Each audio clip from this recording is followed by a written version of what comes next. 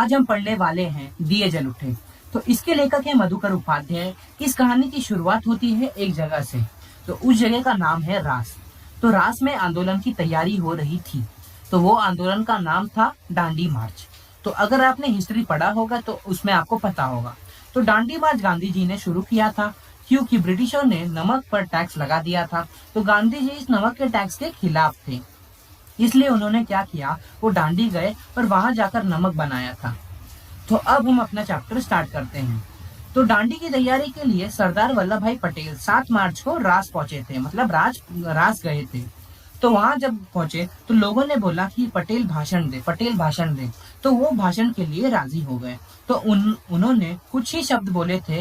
वो शब्द क्या थे? उन्होंने बोला था कि भाइयों और बहनों, क्या आप सत्याग्रह के लिए तैयार हैं? इतना ही बोला था उन्होंने कि अंग्रेजों ने उन्हें गिरफ्तार कर लिया। ये गिरफ्तारी स्थानीय कलेक्टर शिल्डी के आदेश पर हुई थी। जो स्थानीय कलेक्टर शिल्डी थे उनके आदेश पर हुई थी, क्योंकि जब पिछला आंदोलन हुआ था तब वल्लभ भाई पटेल ने उस कलेक्टर को अहमदाबाद से भगा दिया था, इसलिए वो गिरफ्तार हो गए थे। उसके बाद उन्हें बोरसद की अदालत में ले जाया गया। तब अंग्रेजों ने ऐसा नियम बना दिया था कि सरकार के खिलाफ कोई कुछ भी बोलेगा या मतलब कोई किसी को भड़काएगा तो वो गिरफ्तार या जेल हो सकती है उसे।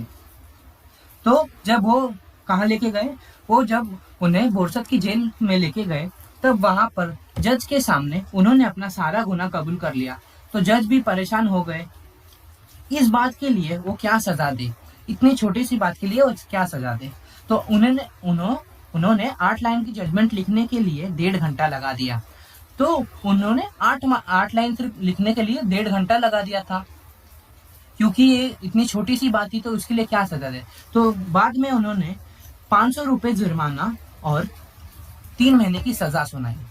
तो मतलब 3 महीने तक उन्हें जेल में रखा और 500 रुपए की सजा सुनाई। बाद में उन्हें साबरमती जेल में ले जाया गया। जब गांधी जी को यह बात पता चली कि वल्लभ भाई गिरफ्तार हो चुके हैं, तब उन्हें ये सुन के बहुत दुख हुआ।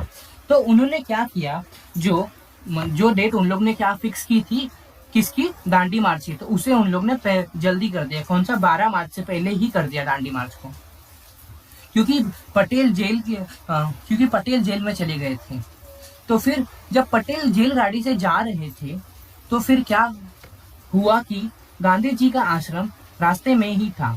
तो गांधी जी का आश्रम जब रास्ते में ही था तो वो पुलिस को बोले कि जरा 2 मिनट के लिए रोक दो। तो उन्होंने रोका उधर। फिर उन लोग ने रोड पे ही बात की कि जाते जाते उन्होंने यह कहा कि मैं चलता हूँ, अब आपकी बारी है। तो उन्होंने जाते जाते कहा कि मैं चलता हूँ, आपकी बारी है। तो उसके बाद क्या हुआ, जो मोहम्मद अली जिन्ना एक इंसान था, उन्होंने मतलब वही गांधी जी के ग्रुप का एक इंसान था। तो उन्होंने क्या किया कि अगर गांधी जी को भी अगर उन्होंने गिरफ्तार कर लिया तो हम लोग ब्रिटिश सरकार की ऐसी की तैसी कर देंगे। गांधी जी जब द्रास पहुंचे तो वो कानून अभी भी लागू था, जिसकी वजह से सरदार वल्लभ भाई पटेल गिरफ्तार हुए थे। तो लोगों ने कहा कि गांधी जी भी गिरफ्तार हो ना जाए, इसलिए उन्होंने पहले से ही तैयारी कर ली थी। तो उन्होंने अपनी तैयारी पहले से ही कर ली थी। गांधी जी जब रास पहुंचे तो उनका स्वागत किया गया। और स्वागत में दरबार समुदाय के लोग सबसे आगे थे। दरबार समुदाय क्या होता है, जो बहुत अमीर रहते हैं, उन दिखाते हैं, मतलब उनका नाम से तो वो गरीब लगते हैं, लेकिन वो बहुत ऐशो आराम की जिंदगी जी रहे रहते हैं। पर वो अपनी दौलत छोड़ के रास में बस गए थे। तो अपनी दौलत छोड़ के रास में बस गए थे क्योंकि अपने देश के लिए। तो गांधी जी ने इनको देखकर कुछ शब्द बोले। वो शब्द थे, इनसे आप त्याग और हिम्मत सीख सकते हैं। तो उस समय एक इंसान और था, वो थे हमारे नेहरू चाचा। तो अखिल भारतीय कांग्रेस कमेटी की बैठक थी 21 मार्च को। तो उन्होंने क्या किया था, उन्होंने गांधी जी को पत्र लिखा कि मेरे को आपसे मिलना है। लेकिन गांधी जी ने कहा कि मैं आपसे नहीं मिल सकता, क्योंकि मैं अभी बहुत बिजी हूँ। बिजी मतलब समझ जाओ। तो बात चल रही थी दांडी मार्च की। तो गांधी जी ने अपनी यात्रा अंग्रेजों के इलाके से शुरू की थी।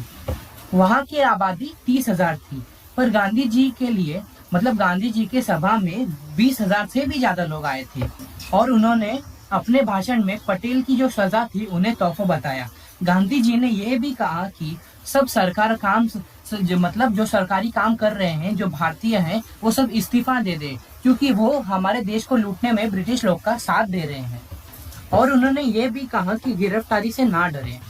तो फिर सत्याग्रही सुबह 6 बजे ही चल पड़े और 8 बजे कनकपुरा पहुंचे। वो सब थके हारे थे। ये डाउट भी था कि मही नदी कैसे पार की जाए। फिर जब वो नए मही नदी के किनारे पहुंचे तब वहां ठंडी हवा ने उनका स्वागत किया।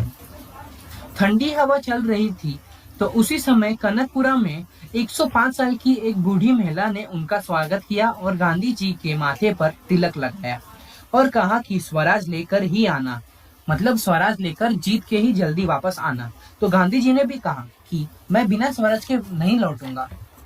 तो आगे की सड़क रेतीली थी, मतलब उधर रेत था तो उधर से उन लोग का पैर धस सकता था, कीचड़ टाइप था उधर का। तो गांधी जी के सामने प्रस्ताव रखा गया कि वो गाड़ी का उपयोग कर ले। गांधी जी ने मना कर दिया। वो बोल रहे थे कि उनके जीवन की ये आखिरी यात्रा है और वो इसे वाहन से नहीं करना चाहते। वो बोले कि वो कष्ट सहेंगे और सारे लोगों का सुख दुख समझेंगे, तब भी वो सस्ती यात्रा कहलाएगी।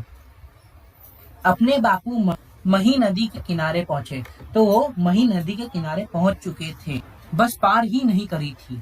दूसरी तरफ ब्रिटिश सर के कुछ लोग का मानना था कि गांधी जी उस नदी के किनारे नमक बनाकर कानून तोड़ देंगे।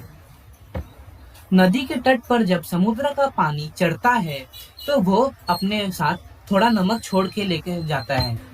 तो उस नमक की रखवाली के लिए चौकीदार रखे गए थे।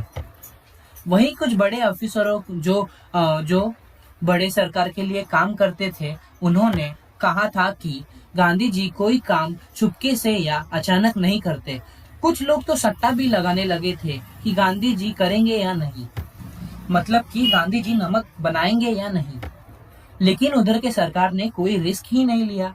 उन्होंने वहां से सारा नमक हटा दिया और जिस दिन वह जब कनकपुरा पहुंचे, वहां उन्हें नदी पार करनी थी। कौन सी? मही नदी पार करनी थी। तो प्लान के अकॉर्डिंग भाषण के बाद सबको सोना था, पर नींद को हराम करके वो जो प्लान था उनका वो बदला गया। आधी रात को ही इन्होंने नदी पार करने का फैसला कर लिया, क्योंकि सत्याग्रही सब आपस में मिलजुल कर बातें किए कि अगर हम खाना खाने के बाद 10:30 के बाद अगर वो मही नदी पार करते हैं तो फिर हम लोग मिट्टी में या दलदल में कम चल पाएंगे। रात में नदी का पानी चढ़ता है जिससे कीचड़ और दलदल में कम चलना पड़ता है, और क्योंकि रात में पानी का फ्लो समुद्र से नदी की तरफ हो जाता है तो आधी रात में सत्याग्रही 4 किलोमीटर चल के वो नदी पार करे। तो जब उन्होंने 4 किलोमीटर की दूरी पार की तब मही नदी का तट आया। वहां एक झोपड़े में गांधी जी ने थोड़ा विश्राम किया। तो आधी रात का इंतजार वो सब कर रहे थे। तो फिर गांधी जी ने रघुनाथ काका को जिम्मेदारी दी कि वह नाव की मदद से गांधी जी को और अन्य लोगों को पार कराएं। तो रघुनाथ काका ने एक नई बोट लेके आए और उन बोट से उन्होंने सबको पार कराया। तो क्या हुआ कि बस वो पानी चढ़ने का इंतजार कर रहे थे। तो जब पानी चढ़ा तब अंधेरा बहुत हो गया था, कुछ दिखाई नहीं दे रहा था। तो उस समय क्या हुआ, कई हजार लोग नदी के तट पर, दोनों तट पर दिए लेके आ गए। बहुत हजार लोग जो गांव के थे उधर के, वो दिए लेके आ गए नदी के तट पर। तो उसके बाद क्या हुआ, उन लोग मतलब बोली लगाने लगे कि गांधी जी की जय हो, सरदार वल्लभ भाई पटेल की जय हो, सबकी जय हो, भगवान की जय हो विठल की जय हो, जय जयकार करने लगे सब। उसके बाद उन्होंने नदी पार की, वो बोट से नदी पार की है। उसके बाद गांधी जी 1.5 किलोमीटर और चल के पूरा अच्छे से पार कर लिया हुआ नदी को, और फिर उन्होंने नदी पार कर ही ली। गांव वालों को दिया लेकर खड़ा रहना ऐसा उन्हें किसी ने बोला नहीं था। वो वहीं खड़े थे जब तक सारे लोग आ ना जाए। जो सत्याग्रही थे अभी वो आने बहुत बाकी थे, इसलिए वो अभी तक दिया लेकर खड़े थे। तो इसलिए इस चैप्टर का नाम रखा गया है दिए जल उठे। तो ये चैप्टर लगता है हमें कि आधा अधूरा ही है, लेकिन ये चैप्टर इतना ही है। तो यहाँ है ये हमारा चैप्टर खत्म होता।